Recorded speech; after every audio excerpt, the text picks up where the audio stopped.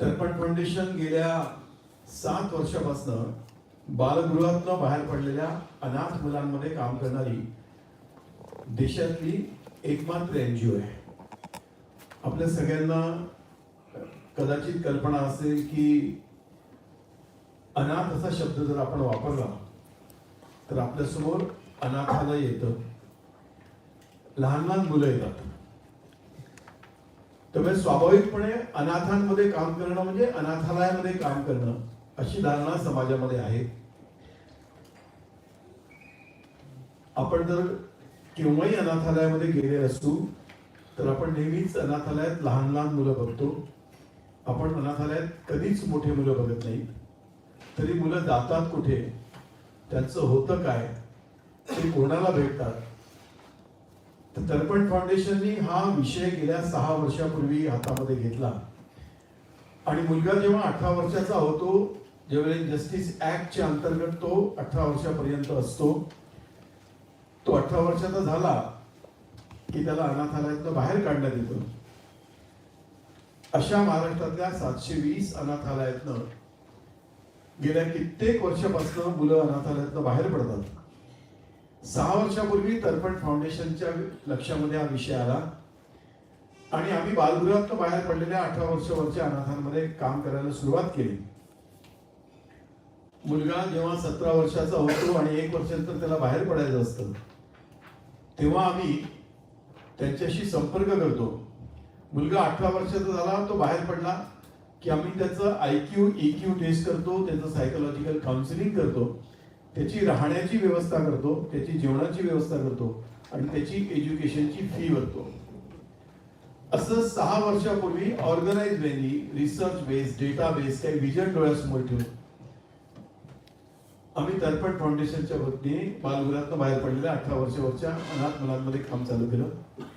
आज तर्पण फाउंडेशननी 1261 मुलं अडॉप्ट केली आहेत. आम्ही 3.25 कोटी फी मुलांची भरली आहे. तर्पण फाउंडेशन सरकारसोबत मिळून काम करतं. 3 वर्षापूर्वी सरकारसोबत आमचा पहिला MOU झाला.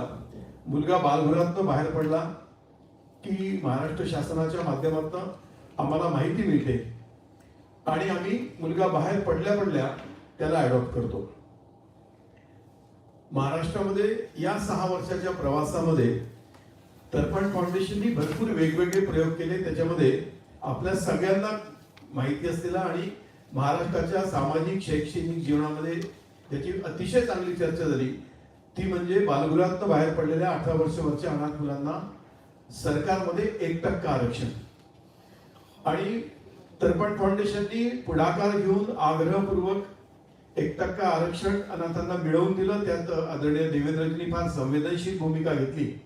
पण 1% आरक्षण अनाथांना मिळाल्यानंतर तर्पण फाउंडेशन केवळ चूप नाही बसलं, तर बालगृहात मुलगा बाहेर पडला तर कुठे कुठे कशा कशा वॅकन्सीज आहेत त्याच्या अनुरूप मुलांना ट्रेनिंग देणं असा प्रयत्न चालू केला. आणि आज मला तुम्हा सगळ्यांना सांगताना आनंद होतोय की तर्पण फाउंडेशनच्या अशा प्रकारच्या पुढाकारातनं आज 810 मुलं प्रशासनाच्या सेवेमध्ये आहेत आणि त्यापैकी 504 मुलं ही तर्पण फाउंडेशनच्या कक्षेच्या अंतर्गत आलेली आहेत.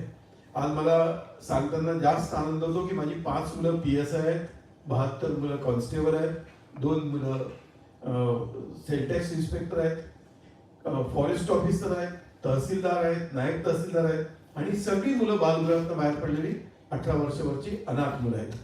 या सगळ्या प्रोसेसमध्ये, या सगळ्या प्रक्रियेमध्ये गेल्या 6 वर्षापासून आम्ही एक नवा प्रयोग केला आणि ज्याच्यामुळे अनाथांमध्ये काम करणाऱ्या कार्यकर्त्यांना सँक्शन मिळालं पाहिजे, मान्यता मिळालं पाहिजे, प्रतिष्ठा प्राप्त झालं पाहिजे, एक मोटिवेशन मिळालं पाहिजे.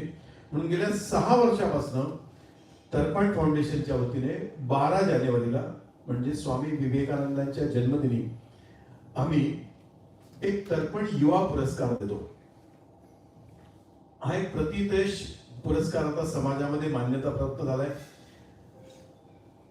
या पुरस्काराच्या वितरणासाठी माननीय मुख्यमंत्री, माननीय राज्यपाल, माननीय स्मृती इराणी, सामाजिक क्षेत्रातले खूप वेगवेगळे लोक येऊन गेले. या 6 वर्षामध्ये अनाथांमध्ये काम करणारे अतिशय चांगल्या कार्यकर्त्यांना आम्ही काही प्रमाणात मान्यता देऊ शकलो आहे. आणि दरवर्षी ज्यावेळेस आम्ही हा पुरस्कार देतो त्याच्या 2 दिवस अगोदर हा पुरस्कार कोणाला देतो हे घोषित करतो. 1,11,000 हा पुरस्कार आहे. 2 पुरस्कार आम्ही देतो, एक व्यक्तीला देतो आणि एक संस्थेला देतो. या सगळ्या प्रवासामध्ये आमच्या अजून एक लक्षात असं आलं की काही वेळा निरंतर पुरस्कार घेणारी माणसं असतात, पण काही लोक जेन्युइनली काम करतात पण पुरस्कार मिळत नाही. तर्पण फाउंडेशननी पहिलेपासून हे धोरण अवलंबलं आहे की आम्ही पुरस्कारासाठी निवेदन मागवत नाही.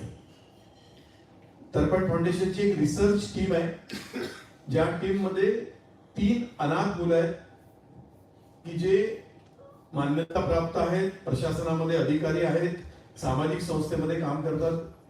अशी आमची 9 जणांची कमिटी आहे. ज्या 9 जणांच्या कमिटीने 3 महिन्यामध्ये एक्सरसाइज करून काही नावं आयडेंटिफाय करणं, काही संस्था आयडेंटिफाय करणं, अशी एक प्रोसेस केल्या जाते. आणि ती पूर्ण प्रोसेस कंप्लीट केल्यानंतर मग तर्पण फाउंडेशन 2 लोकांची निवड करते. यावर्षी आपल्या सगळ्यांना मला सांगण्यात आनंद होतो की यावेळेसचा पुरस्कार आम्ही महाराष्ट्राच्या बाहेर देतो आहे. आपण काही दिवसापूर्वी कौन बनेगा करोडपती मध्ये केबीसी मध्ये एक व्यक्ती येऊन गेलेली बघितली असेल. केबीसी मध्ये ती नंतर आली, पण तर्पणला त्याच्या अगोदर आयडेंटिफाय झाली होती, कारण आमच्या 3 बेटी त्या संस्थेला त्या अगोदर झाल्या होत्या. नारायण सेवा आश्रम म्हणून एक आश्रम आहे आणि याचं वैशिष्ट्य असं आहे की या व्यक्तीचं वय आहे 66 वर्षाचं. नवरा बायको दोघे जण, घरामध्ये 26 मुली सांभाळतात आहे, ज्याला आम्ही आमच्या लँग्वेजमध्ये नेकेड ऑर्फन असं म्हणतो, की ज्यांची कुठलंच आयडेंटिफिकेशन नाही. अशा मुलींना ते सांभाळतात, त्यांची काळजी घेतात. आणि केवळ एवढंच नाही करत, म्हणजे राहण्याची व्यवस्था, जेवणाची व्यवस्था, लग्न करणं इथपर्यंतच करत नाही, तर तो हा विषय घेऊन समाजामध्ये वेगवेगळ्या ठिकाणी जाऊन काम करतात. हरेराम पांडे त्यांचं नाव आहे आणि अतिशय चांगलं काम ते या क्षेत्रामध्ये करतात. दुसरं नाव आपल्या महाराष्ट्रातलंच आहे आणि ते आहे लातूरचं. खुशीग्राम फाउंडेशन नावाचं फाउंडेशन आहे.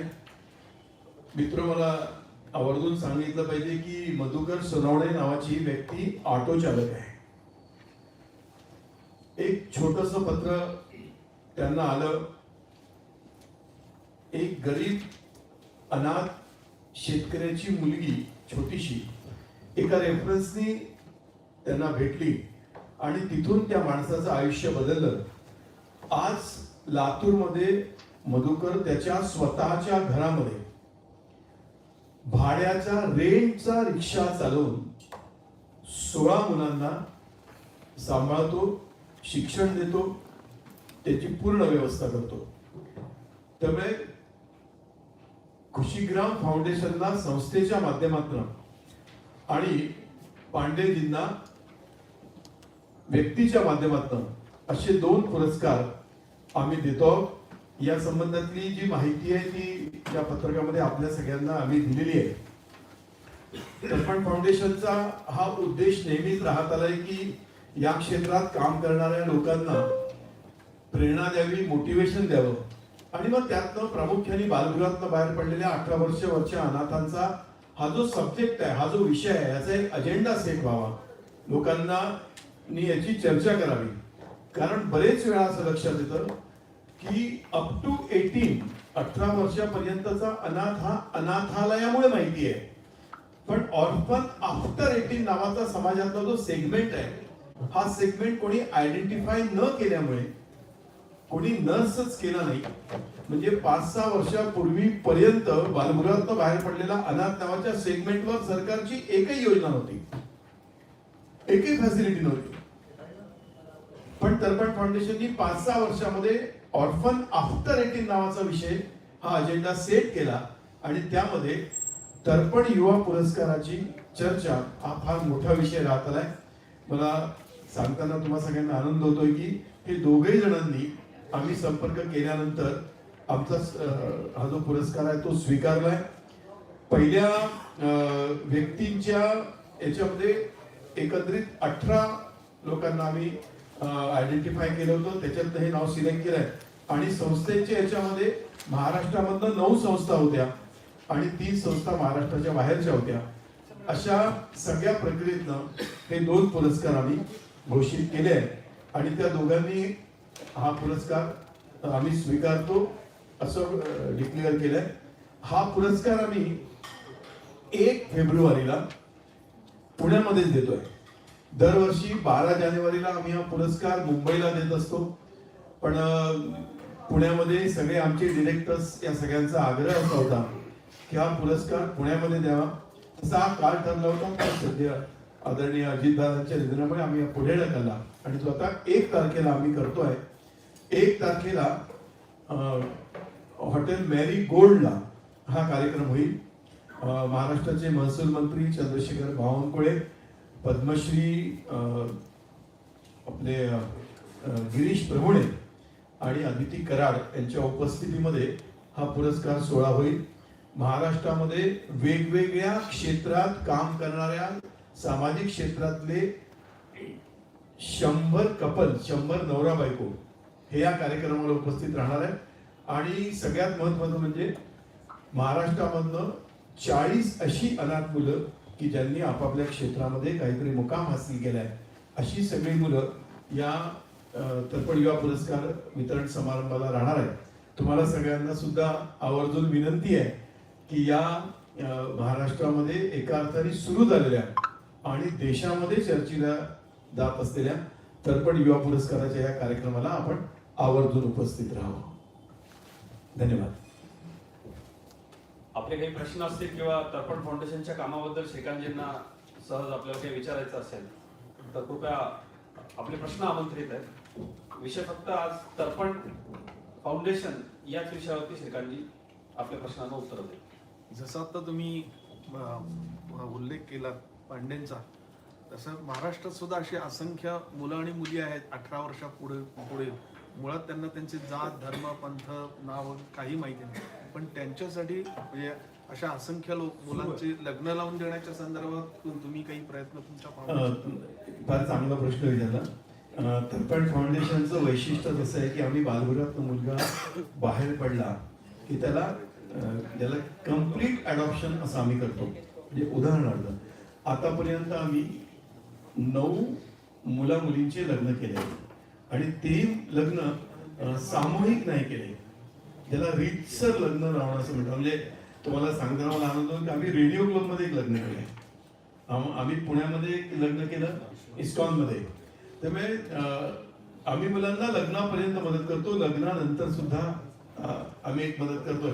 आता एक वेगळा विषय घेऊन मी तुम्हा सगळ्यांसाठी पुन्हा येणार आहे, माहेर वाशी.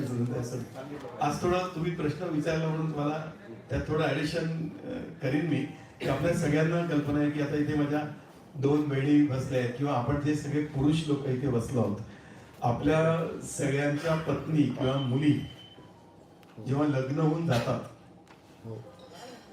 तेव्हा त्यांना माहेर आहे. पण माझी बालगृहातून बाहेर पडलेली अनाथ मुलगी जेव्हा लग्न होऊन जाते तिला माहेरच नाहीये.